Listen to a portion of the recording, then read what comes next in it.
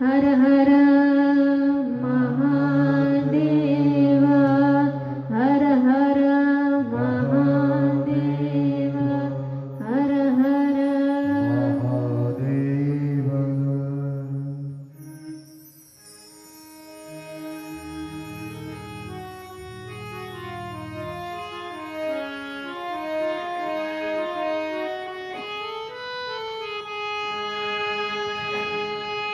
ज्या शिवपुराणासाठी आपण अनुष्ठान मांडलेलं आहे त्या महादेवाला प्रार्थना करायची आहे.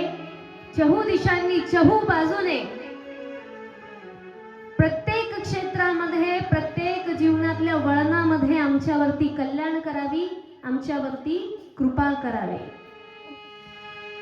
विश्वविधाता हे जगदाता, विश्वविधाता हे जगदाता, कल्याण करो महादेव, कल्याण करो महादेव. विश्वविधाता हे जगदाता, विश्वविधाता हे जगदाता, कल्याण करो महादेव, कल्याण करो महादेव.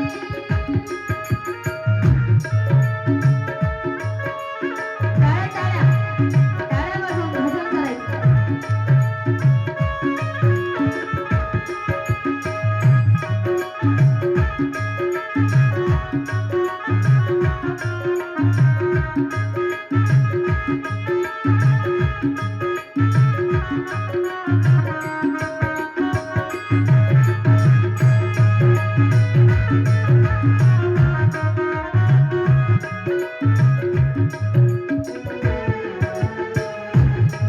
विश्वविधाता हे जगदाता, विश्वविधाता हे जगदाता, कल्याण करो महादेव, कल्याण करो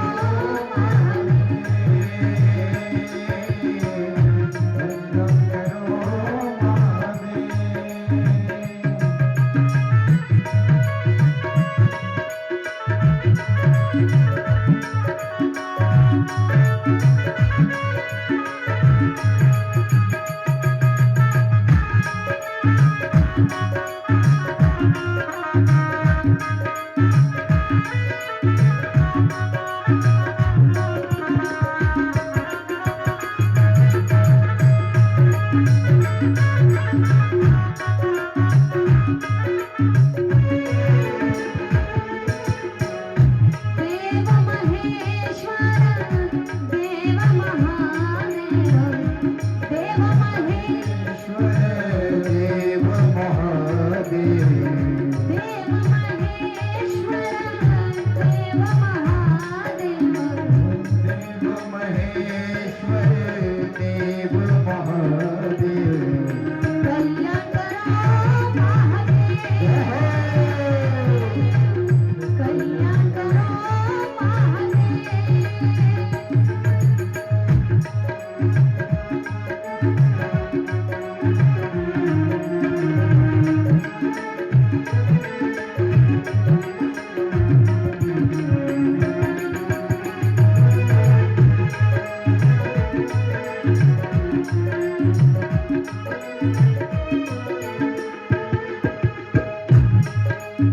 तो महादेव जो शिवस्वरूपामध्ये आहे,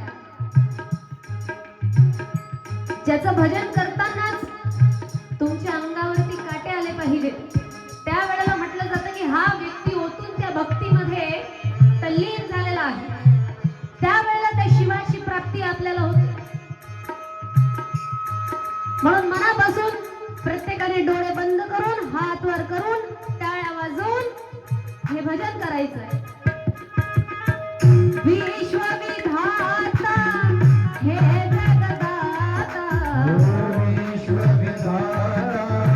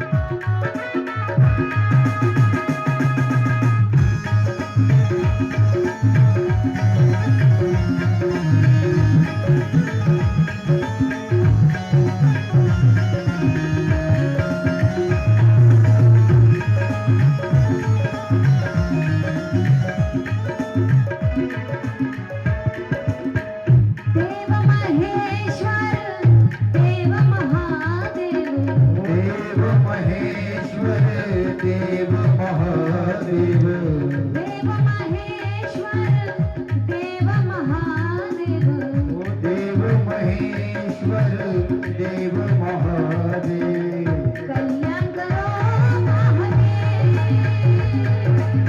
कल्याण करो महादेव कल्याण करो कल्याण करो महादेव कल्याण करो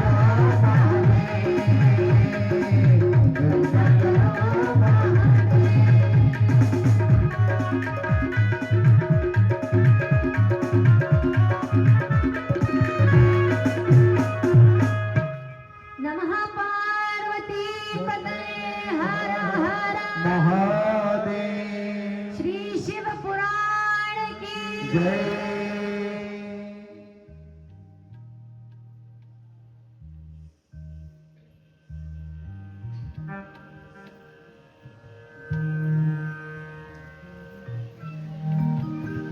प्रथम वंदनीय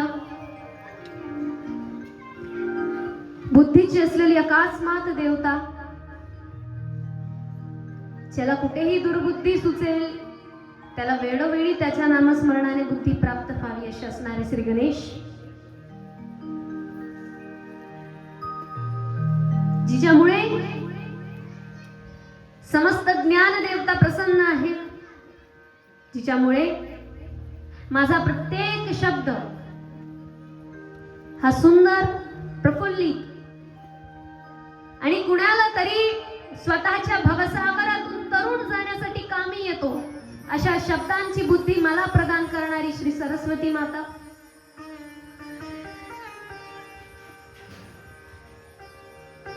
ज्याच्यामुळे या संपूर्ण सृष्टीचा निर्माण, विस्तार आणि संहार होतो.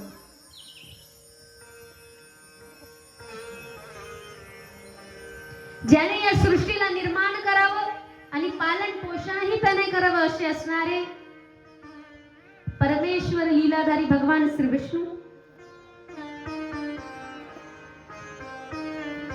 ब्रह्मदेव आणि विष्णुदेव या दोघांनाही प्रकट करणारे, ज्यांच्यामुळे त्यांचं अस्तित्व आहे. आणि प्रथमतः जन्मच ज्यांनी अक्षर स्वरूपामध्ये घेतला, अक्षर म्हणजे काय तर ओम स्वरूपात, ज्यांचं अवतीर्ण झालं, ज्यांची पुण्यमयी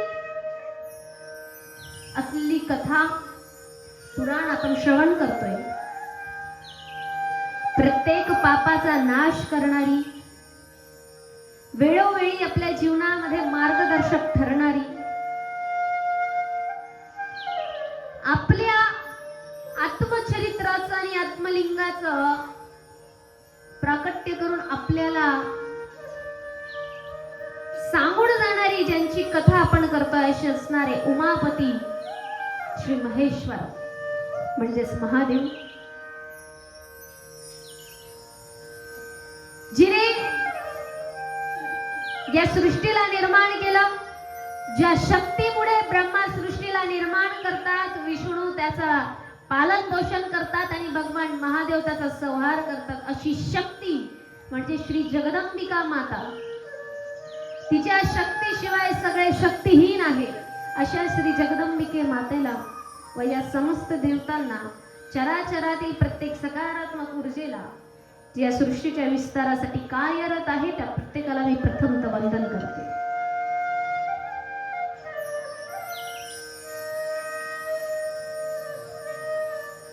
कालपासून आपल्या पुण्यमयी असणाऱ्या या पथराण नगरीमध्ये आपण श्री शिवपुराणाला सुरुवात केली आहे.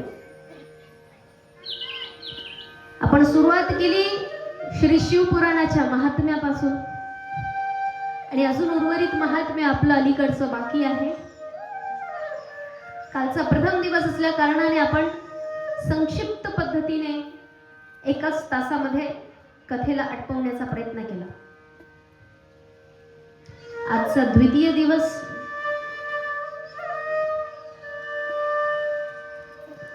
काल मला असं वाटतं बाजार असल्यामुळे काहीशे अनेक लोक येऊ शकले नाही. आज काही नवीन मंडळी उपस्थित आहेत. आणखी काही लोकांपर्यंत कथेचा परिचय पोहोचलेला नाही कदाचित, किंवा दुपार असल्यामुळे थोडी झोप वगैरे काढत असतील, दुपारची झोप. आता दुपारच्या झोपेच्या बाबतीत सुद्धा शिवपुराणामध्ये वर्णन केलेलं आहे की शिवपुराण श्रवण करण्याची वेळ दुपारचीच का, किंवा आपण कथा प्रवचन दुपारीच का ठेवतो, ह्याच्याही मागे फार मोठं कारण आहे.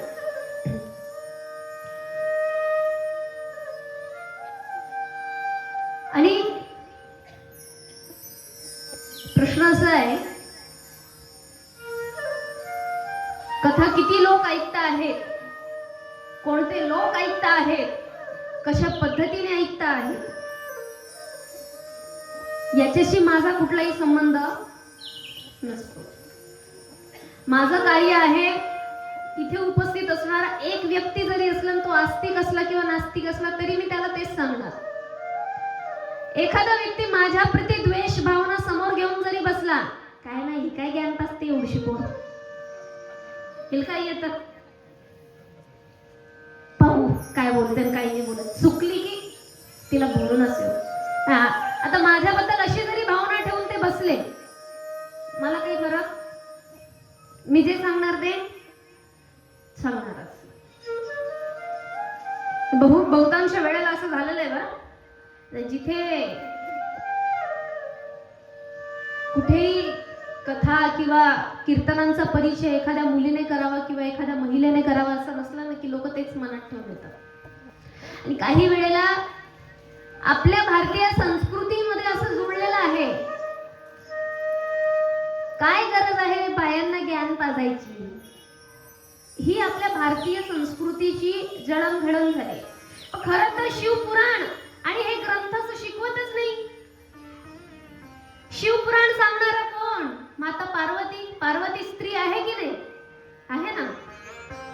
श्रीमद देवी भागवताचं महात्म्य कोण आहे तिच्यामध्ये? जगदंबिका माता, या सगळ्या कोण आहेत? या सगळ्या स्त्रिया आहेत, या सगळ्या महिला आहेत. भारताला बाप म्हणता का आपण? भारत पिता की जय. काय म्हणता? भारत माता की जय. म्हणजे आईला एवढं अग्रगण्य महात्म्य आहे. ही आई, ही स्त्री देशाचं भविष्य ठरवते. या महिलेवरती अवलंबून आहे की तिच्या मुलांनी कसं घडावं. जिजाऊंनी ठरवलं म्हणून शिवाजी महाराज घडले. हे उदाहरण याच्याकरता की पुन्हा मनामध्ये प्रश्न निर्माण होतो की ही भारतीय संस्कृती, ही भारतीय धरोहर कधीही स्त्रियांना तुच्छतेकडे नेते. की एक महिलेकडून आम्ही ज्ञान कसं घ्यायचं, एका मुलीकडून आम्ही ज्ञान कसं घ्यायचं, किंवा काय करसान पोरगीला इतकं शिकाडी सर. मुलीला शिकवून काय फायदा आहे? तर मनुस्मृतीमध्ये वर्णन आहे, बाईच्या जातीने कधीही 4 भिंतींच्या आत राहिलं पाहिजे. 4 भिंती कोणत्या? लहान असेल तेव्हा वडिलांच्या सानिध्यात असायला हवी. मोठी झाली थोडी की तिचं लग्न करून द्यावं, आणि लग्न झाल्यानंतर फक्त पतीच्या सानिध्यात हवी. त्याच्यानंतर आणखी मोठी झाली, तिला मुलगा झाला तर मुलाच्या सानिध्यात. म्हातारा झाल्यानंतर सुद्धा मुलानेच आणि भावांच्या सानिध्यात. या 4 पुरुष म्हणजे हे 4 भिंती आहेत. आणि याच्याच मध्ये स्त्रीने राहायला हवं. त्या स्त्रीने, त्या मुलीने काय करावं जिचं लहानपणीच वडील वारले आहेत? तिने काय करावं? होतं की नाही प्रश्न निर्माण. त्या महिलेने काय करावं जिने लग्न केलं पण ती विधवा झाली? नातेवाईक नावापुरता असता, शेवटी जीवन तिचं तिला कठायचंय. आज सुद्धा समाजामध्ये पाहिलं जातं, नाही विधवा आहे, तिला कशाला पूजेला बोलवता? हे कोणत्या ग्रंथात लिहिलंय? हिच्यात लिहिलं आहे, विधवा स्त्रीने पहिले आलं पाहिजे. जिला पुत्राची प्राप्ती होत नाहीये तिला पहिले कथेला बोलवलं पाहिजे. ती आली तर तिलाही पुण्य लाभेल, आणि जो व्यक्ती तिला बोलवेल त्याला दुप्पटचं पुण्य लाभेल. आणि जो व्यक्ती म्हणेल माय विधवा आहे तिला नको बोलू, माय तिले तर लेकरच होता नाहीये तिले नको बोलू, तिला सर्वात पहिलं पापाचं भागीदार तर तीच होणार आहे. आपल्या या घडामोडी आपल्याला भारतीय जीवनामध्ये खूप वाईट चालीरीती शिकवण्यात आलेल्या आहेत. आणि मेन गोष्ट अशी आहे ना, पुरुष स्त्रीला नाही शिकवत या गोष्टी, स्त्री स्त्रीला शिकवते. मग आमच्या जमान्यात कुठलाच पुरुष म्हणणार नाही, बाईला बंधनात ठेवणार नाही. मला सांगावं, माता पार्वतीने कालिंग अवतार धारण केला कुणाच्या सांगण्यावरून? महादेवाच्या सांगण्यावरून. सावित्रीबाई फुलेंनी मुलींची पहिली शाळा उघडली कुणाच्या सांगण्यावरून? ज्योतिबा फुले यांच्या सांगण्यावरून. महात्मा ज्योतिबांनी सांगितलं तेव्हा सावित्रीबाईंनी ती शाळा उघडली. नाहीतर ते म्हणायचे की समाज मला काय बोलेल मी शिकायला गेली तर. पती पत्नीला सुदृढ बनवण्याचा प्रयत्न करतो, एक वडील मुलीला सक्षम बनवण्याचा प्रयत्न करतो, पण भीतीमध्ये जास्त ठेवणारी आई असते. अशी काय हसते अशी काय बसलीये? बरं, आता आईलाही काळजी, कारण आईने ते सहन केलेलं असतं तिच्या परंपरेनुसार. मग महिलेला ती परंपरा अगोदरच्या काळापासून सांगत येते, कारण तिला स्वतःला सुद्धा माहित नसतं की आपण किती अन्याय सहन करत आले. म्हणून प्रश्न निर्माण होतो, शिवपुराण सांगतं विधवा महिलांनी प्रथम यायला पाहिजे, वंध्या स्त्रिया म्हणजे ज्यांना पुत्रांची प्राप्ती होत नाहीये त्यांनी यायला पाहिजे, आणि त्यांना माहित नसेल तर आजूबाजूच्यांनी त्यांना पहिले सांगितलं पाहिजे. त्यांना पहिलं फळ या व्यक्तीने त्यांच्या हातात दिलं पाहिजे, तुम्ही स्वतःहून या. आणि हा जो पुढाकार जो मध्यस्थी व्यक्ती घेतोय त्या मध्यस्थीला सर्वात जास्त फळाची प्राप्ती होते, हे आम्हाला शिवपुराण सांगतंय. पण आम्ही आजपर्यंत कुठे होतो? ही अपवित्र आहे, ती अपवित्र आहे, आम्ही तिथपर्यंत सीमित राहिलो होतो. मग आपल्याला पवित्रता शिकवतं शिव महापुराण. कशा पद्धतीचे आणखी पवित्रता आपल्याला शिव महापुराण सांगते? असू द्या लेकरं गोंधळ करतीलच, एखाद्याने आवरायचं पण बाकीच्यांनी लक्ष इथेच असू द्यायचं. हर हर महादेव. व्यवस्थित लक्ष असू द्या इथे. मग आता स्त्रीने ज्ञान प्रतिपादित करावं, तिने सांगावं, तिने घडवावं. वेदांचा सार सर्वात प्रथम सांगणारी एक निरुक्ती नावाची स्त्री होती, ही कुणालाच माहित नाही. एक गौतमी नावाची योद्धा होती, जिने मराठा साम्राज्य पुढे नेलं. ह्या स्त्री आपल्यापासून लुप्त झाल्या, आपण ते मागे वळून बघतच नाही, कारण आपल्यापर्यंत हा इतिहास कुणी पोचू दिलेला नाही. आपल्याला कुठपर्यंत सीमित ठेवलेला आहे? चूल आणि मूल. करू नका असं मी म्हणत नाही, करू नका असं मी म्हणत नाही. जिजाऊ साहेबांनी चूल मूल सांभाळून राज्य शासन सांभाळलं. जिजाऊ साहेबांनी स्वतःचा संसार त्यागला का? नाही. रमाईंनी स्वतःचा संसार सोडला का?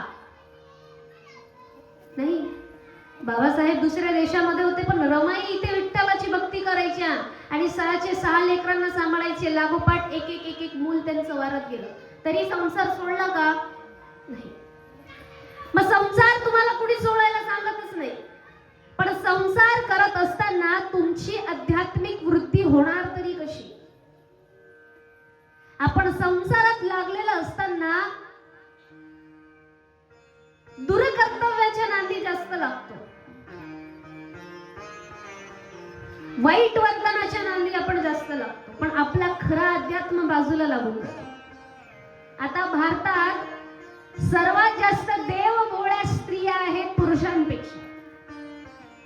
मी अगोदरपासूनच हे सांगते.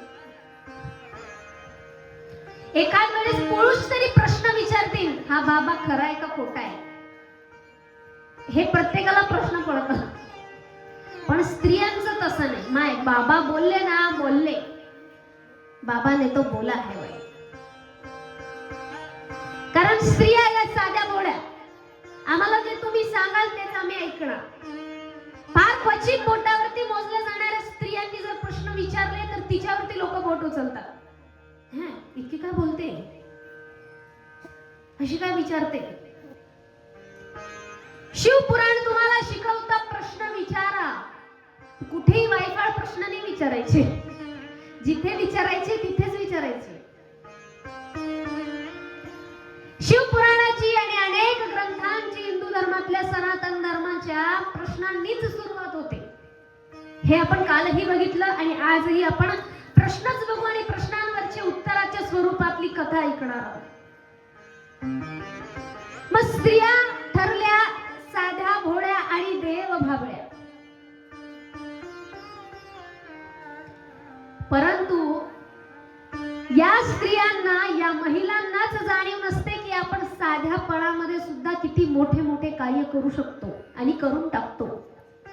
जसं मला सर्व मंडळींनी सांगितलं, आम्ही ज्या वेळेला बसलो की आपला हा जो कथेचं आयोजन आहे ते अनेकांनी, वंजारी या गावामध्ये माझं अनेक महिलांनी माझं ते भाषण ऐकलं. त्यांनी ठरवलं, सगळ्या मजूर महिला मंडळी ज्या आहेत त्यांनी स्वतःच्या बदौलत, स्वतःच्या हिमतीने मला इथे बोलवलं. त्यांनी अट्टहास केला म्हणून मी इथे येऊ शकले. स्वतः पायी पायी जमा करावी, स्वतः मेहनत करावी, तो पैसा लावावा, कारण अध्यात्म जरी म्हटलं तरी खर्च आहेच, येणारच.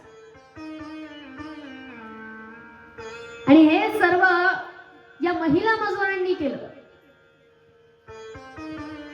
प्रत्येकाशी मी प्रत्यक्षामध्ये भेटलेली नाही, पण अनेकांच्या मनामध्ये असलेली इच्छा हे आपल्याला सांगून जाते.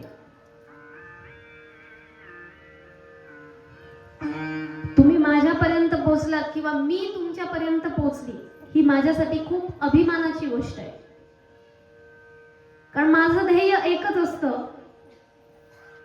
कथा आणि कीर्तन झाल्यानंतर मला कोणी नाही जरी बोलवलं तरी चालेल, पण समोरच्या व्यक्तीला त्याच्या आयुष्यातला एक शब्द तरी असा लागून झाला पाहिजे, हा माई साहेबने हे काहीतरी बरोबर बोललं आहे, हे आमच्या मनाला पटलं. असा एक शब्द जरी एखाद्याच्या डोक्यामध्ये सेट झाला, बसला, माझं जीवन धन्य. कारण का होतं असं, वर्षानुवर्ष झाली आम्ही ती अक्षर घोकत आलेलो आहोत, वर्षानुवर्ष झाले आम्ही ती कथा श्रवण करत आहोत, वर्षानुवर्ष झाले आम्ही तोच हरिपाठ ऐकतोय, वर्षानुवर्ष झाले आम्ही तेच देवाचं नामस्मरण करतोय, पण आमचं चुकतं कुठे आहे, आमची पद्धत कुठे गडबडते, कुठे फॉल्ट होतोय नेमका. तर त्या वेळेला आपल्याला हेच शिवपुराण सांगतं, पण शिवपुराणाच्या माध्यमातून या महात्म्यामध्ये आपल्याला समजेल की मार्गदर्शक असावा, कथावाचक असावा, जो समोरच्याची बुद्धीला लागलेल्या जंगला दूर करता करता स्वतःच्या बुद्धीला लागलेल्या जंगलाही दूर करेल. आज मी इथे उपस्थित आहे, या कथेच्या माध्यमातून मी फक्त तुम्हालाच कुठला उपदेश नाही देणार, तर मी स्वतःच्या आयुष्यामध्ये सुद्धा इथून उपदेश घेऊन जाणार. तुम्हालाच भक्ती मार्ग नाही दाखवणार, तर मी स्वतः सुद्धा एका भक्ती मार्गाला लागणार. हे महात्म्य आपल्याला हे शिवपुराण सांगून जातं. आता आपण शिवपुराणाच्या कालच्या कथेमध्ये बघितलं, देवराज नावाचा एक ब्राह्मण, जो ब्राह्मण महापापी होता, जो कुठलेही ब्राह्मणाचे कार्य करत नसायचा आणि ब्राह्मणाचे कार्य न करता तो वयोवृद्ध अवस्थेमध्ये एका शिवालयात, एका मंदिरात गेला, तिथे लेटलेला होता. त्याला भरपूर ताप आलेला होता, ज्वर आलेला होता आणि त्या ताप आलेल्या अवस्थेमध्येच त्याने एका ब्राह्मणाच्या मुखातून शिवकथा ऐकली, शिवपुराण ऐकलं आणि त्याला घ्यायला येण्यासाठी यमराजाचे सुद्धा पाहुणे आले आणि शिवलोकातले पाहुणे सुद्धा आले. दोघांमध्ये वाद झाला, याने तर आयुष्यभर पाप केली, पण शेवटी मरताना हा कथा श्रवण करतो आहे, म्हणून याची प्राप्ती याला कुठे होणार, शिवलोकामध्ये होणार. ही कथा आपण ऐकू. आता पुढचा कथासार आपण ऐकूया. याच्यामध्येच शौनकजी सूतजींना प्रश्न विचारतात. काय म्हणतात शौनकजी? महाभाग महाबाहो असणारे तुम्ही ज्ञानी सूतजी, एक कथा तर तुम्ही मला सांगितलीच, पण मला आणखी वैराग्य बाळगणारी, शिवकथेचं महात्म्य सांगणारी आणखी एक कथा श्रवण करून द्या. असं महात्म्य विचारतात. आणि असं महात्म्य विचारताच सूतजी त्यांना कथेचं श्रवण करण्यास सुरुवात करतात. आणि ही कथा कुणाची? वाशकल नावाचं एक नगर, त्या वाशकल नावाच्या गावामध्ये पुन्हा एक वेळेस एक ब्राह्मण पती पत्नी राहत होते. समुद्राच्या काठी असलेलं गाव, सर्व नास्तिकांचं गाव. आता नास्तिक म्हणजे काय? सनातन धर्मामध्ये नास्तिक त्याला म्हटलं जातं जो वेदांना मानत नाही, आणि आस्तिक म्हणजे तो जो वेदांना मानतो.